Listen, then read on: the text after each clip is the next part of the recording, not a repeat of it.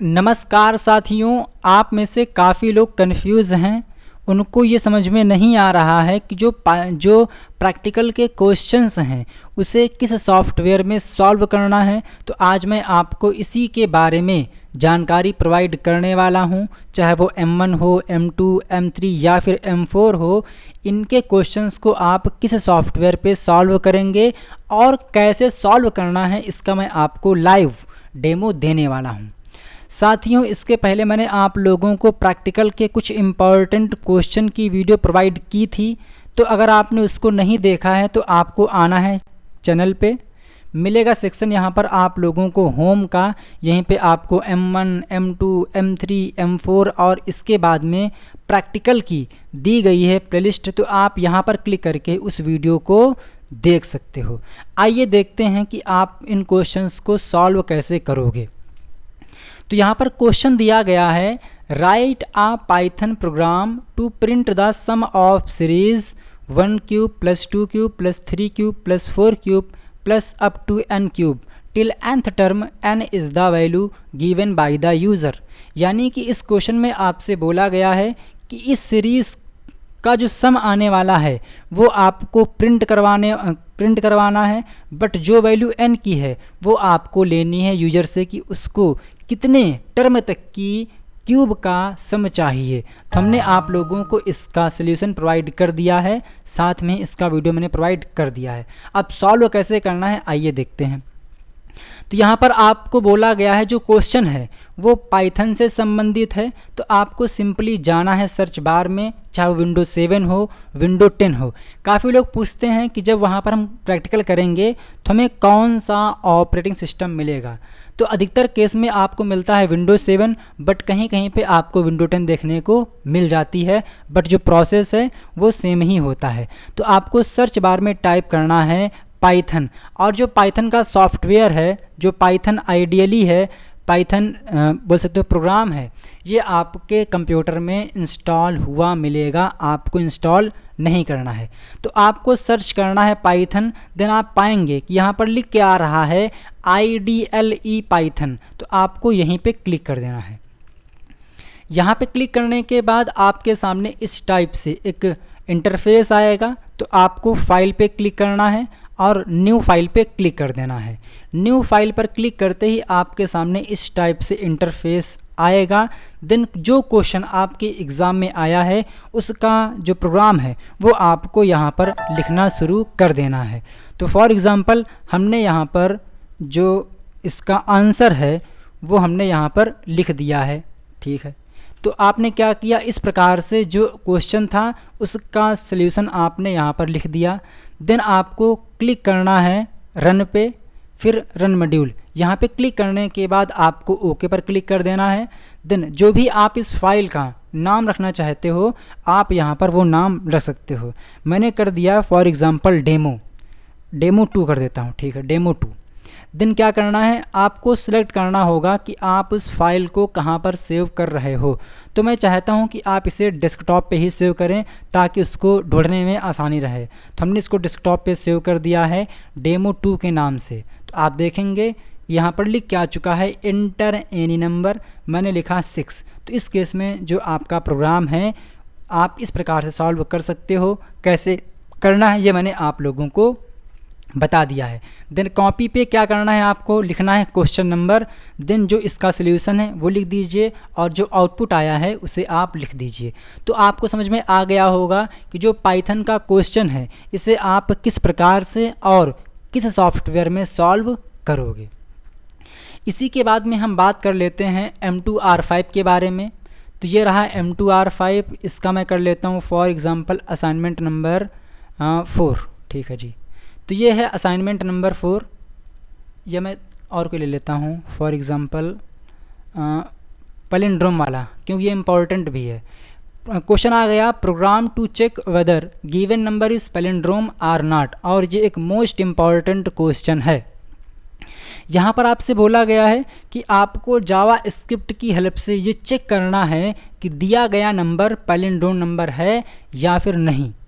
तो जो भी क्वेश्चन आपके HTML के हैं या फिर जावा स्क्रिप्ट के हैं या फिर CSS के हैं, किसके किसके, जावा स्क्रिप्ट हो गया, CSS हो गया और HTML हो गया, ठीक है, W3 CSS फ्रेमवर्क हो गया। इन सभी के क्वेश्चंस आपको सॉल्व करने हैं किस पे, नोटपैड पे कर सकते हो, या फिर आप नोटपैड प्लस प्लस पे कर सकते हो, सबलाइम पे कर सकते हो, या फिर आप विजुअल कोड में कर सकते हो। अब आपको ये चेक करना होगा कि कौन कौन से सॉफ्टवेयर आपके कंप्यूटर में अवेलेबल हैं या फिर नहीं। बट जो नोटपैड होता है वो आपको सभी कंप्यूटर में देखने को मिल जाता है। तो हमने क्या किया, यहाँ पर सर्च किया नोटपैड, तो आप देखिए मेरे सिस्टम में नोटपैड भी है और नोटपैड प्लस प्लस भी है।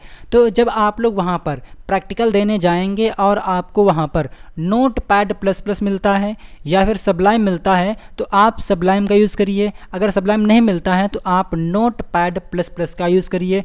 अगर आपको नोटपैड प्लस प्लस भी नहीं मिलता है तो आप नोटपैड यूज़ करिएगा। तो मैंने यहाँ पर नोटपैड प्लस प्लस ओपन कर लिया।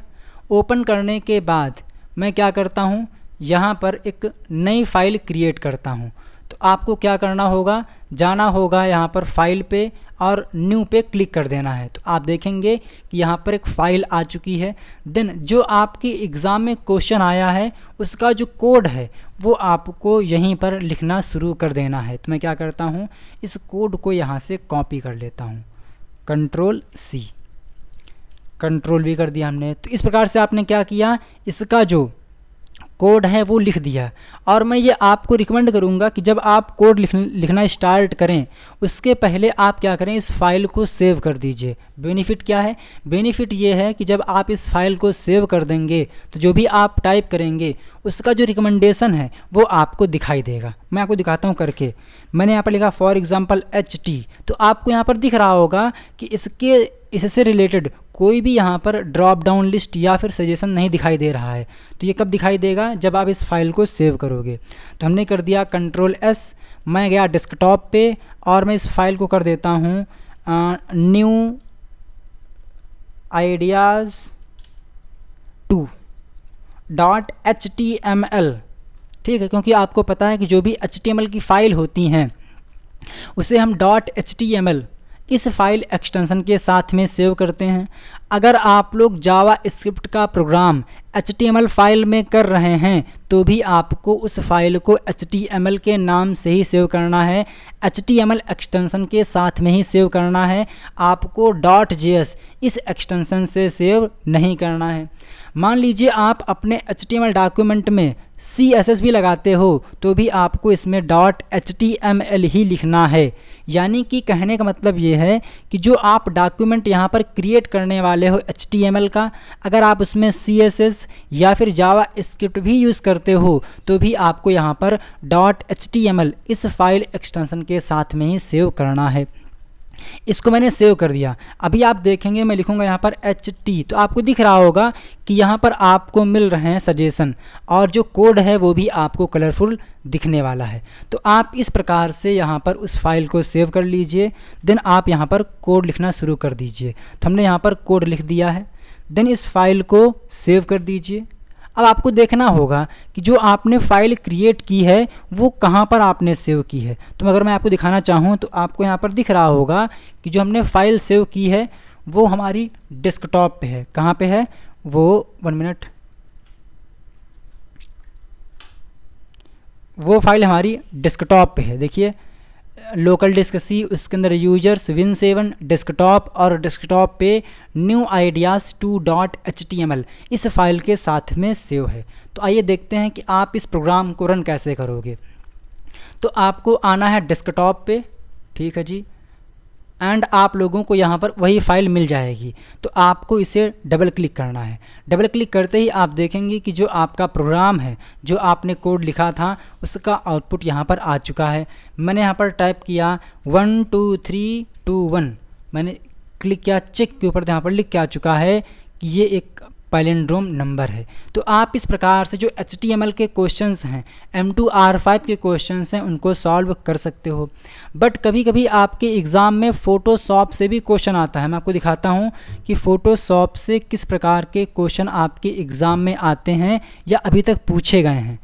तो ये रहा M2R5 का, 1 मिनट, गलत लोकेशन पे शायद हूँ, हाँ। इसमें आपको अभी मैं आपको दिखाऊंगा कि फ़ोटोशॉप से किस प्रकार से क्वेश्चन आता है। देखिए यहाँ लिखा गया है क्वेश्चन नंबर 11, और ये शायद सितंबर 21 में या फिर जैन 22 में आया था। Create a rolling sphere using Photoshop by using the concept of layer. तो अगर कोई क्वेश्चन फ़ोटो एडिटर से है तो आप उसे फ़ोटोशॉप पे सॉल्व करोगे और आपके सिस्टम में वहाँ पर फ़ोटोशॉप इंस्टॉल भी मिलेगी। तो मुझे चेक करना पड़ेगा कि इस कंप्यूटर में फ़ोटोशॉप है या फिर नहीं। तो इसमें, इस वाले में नहीं है, दूसरे वाले में थी, बट इस टाइम पे वो बीमार पड़ा है, ठीक है। तो अगर क्वेश्चन फ़ोटोशॉप वाला है तो उसे आपको फ़ोटोशॉप वाले सॉफ्टवेयर पे, फ़ोटोशॉप सॉफ्टवेयर पे सॉल्व करना होगा। तो मैंने आपको M3 और M4 के बारे में बता दिया है। अब इसके बाद आता है M4R5। तो मैं आपको दिखाता हूँ क्वेश्चंस के बारे में। फॉर एग्ज़ाम्पल, पहला क्वेश्चन है to interface LED buzzer with Arduino Raspberry Pi and write a program to turn on LED for 2 second after every 3 second. आपके एग्ज़ाम में ये क्वेश्चन आ गया। अब चूँकि ये क्वेश्चन IoT से है तो जो भी आपके IoT के क्वेश्चन होंगे उसे आपको सॉल्व करना रहेगा आर्डिनो पे। किस पे? आर्डिनो पे। तो सबसे पहले आपको सर्च करना है यहाँ पर आर्डिनो। क्या टाइप करना है? आर्डिनो। देन आपको यहाँ पर इस प्रकार से, 1 मिनट, आर्डिनो, ठीक है। तो आपको यहाँ पर दिखाई देगा आर्डिनो, और ये है आर्डिनोज IDLE का लोगो, आर्डिनो सॉफ्टवेयर का लोगो। तो आपको यहीं पे क्लिक कर देना है। यहाँ पर क्लिक करने के बाद जो आर्डिनो है ये आपके सामने इस प्रकार से लोड हो जाएगा। एक बात और, जो भी आप लोग प्रोग्राम आर्डिनो यहाँ पे आप टाइप करोगे, मैं इसको यहाँ से स्किप कर देता हूँ। जो भी प्रोग्राम आप लोग यहाँ पर टाइप करोगे, देन उस प्रोग्राम को रन करने के लिए जब तक कि आप लोग आर्डिनो बोर्ड को, जो कि हार्डवेयर है, उसे अपने कंप्यूटर से कनेक्ट नहीं करोगे, तब तक कि आप उसका आउटपुट या फिर उस प्रोग्राम को आर्डिनो बोर्ड पे अपलोड नहीं कर पाओगे, ठीक है। तो मतलब ये है कि जब आप यहाँ पर प्रोग्राम लिखोगे, ठीक है, तो जो आर्डिनो बोर्ड आता है जिसे आप लोग हाथों से छू सकते हो, उस आर्डिनो बोर्ड को अपने कंप्यूटर से USB के थ्रू कनेक्ट करना होगा। देन जो आपने यहाँ पर प्रोग्राम लिखा है उसको आप उस पर अपलोड करोगे और आपको वहाँ पर उसका आउटपुट देखने को मिलेगा। अगर आपको समझ में नहीं आ रहा है कि मैं आपसे क्या बोलना चाह रहा हूँ, तो आप एक काम करिए, आइए चैनल के ऊपर, देन आप लोगों को यहाँ पर एक मिलेगा वीडियो, 1 मिनट, ये वाला आर्डिनो प्रोग्रामिंग ब्लिंक। तो आप इसको देख लेंगे तो आपको समझ में आ जाएगा कि जो प्रैक्टिकल IoT वाला है वो रियल लाइफ में आपको कैसे देना है। तो और मैंने आप लोगों को इस वीडियो का लिंक इस वीडियो के डिस्क्रिप्शन में दे दिया है, ठीक है। तो आपको आर्डिनो सॉफ्टवेयर ओपन करना है, देन यहाँ पर प्रोग्राम लिखना शुरू कर देना है। मैं आपको देता हूँ डेमो। तो चलता हूँ असाइनमेंट, ये रहा M4R5 और इसमें ये रहा उस क्वेश्चन का आंसर, ठीक है। तो हमने क्या किया, इस कोड को ध्यान दीजिए, जो ये कोड है वो आपको या वहाँ पर खुद से लिखना होगा, कॉपी पेस्ट नहीं करने को मिलेगा। तो जो ये कोड है ये आप खुद से लिखोगे। तो हमने क्या किया, इस IDLE पे इस कोड को लिख दिया। देन आपको क्या करना है, Ctrl+S कर देना है, ठीक है। Ctrl+S करने के बाद आपको जाना है टूल्स में। टूल्स पे जाने के बाद अगर आपका आर्डिनो बोर्ड आपके कंप्यूटर से कनेक्ट होगा तो आपको जो पोर्ट है ना, यहाँ पर दिखाई देगा कि जो आर्डिनो बोर्ड है वो किस पोर्ट पे कनेक्ट है। तो आपको उसी पोर्ट को सेलेक्ट कर लेना है। देन जो बोर्ड है यहाँ पे आर्डिनो ऊनो सेलेक्ट करना है। देन आपको आना है स्केच के ऊपर, मिलेगा ऑप्शन अपलोड का, यहाँ पे क्लिक कर देंगे तो जो आपका प्रोग्राम है ये कंपाइल होगा और कंपाइल होने के बाद ये प्रोग्राम आर्डिनो बोर्ड पे अपलोड हो जाएगा। चूँकि मेरे केस में अभी हमने अपना जो आर्डिनो बोर्ड है उसे इस कंप्यूटर से कनेक्ट नहीं किया है, तो यहाँ पर लिख क्या आ रहा है, प्रॉब्लम अपलोडिंग टू बोर्ड, कि भैया जो ये प्रोग्राम है ये बोर्ड पे अपलोड नहीं हो पा रहा है। क्यों? क्योंकि भैया इसमें हमने आर्डिनो बोर्ड कनेक्ट ही नहीं किया है। तो आपको समझ में आ गया होगा कि जो IoT के क्वेश्चंस हैं उन्हें आपको आर्डिनो पे सॉल्व करने हैं। देन इसके बाद आता है M1R5। तो जो M1R5 के क्वेश्चंस हैं उन्हें आपको अलग अलग सॉफ्टवेयर पे यूज़ करना होगा, रन करना होगा।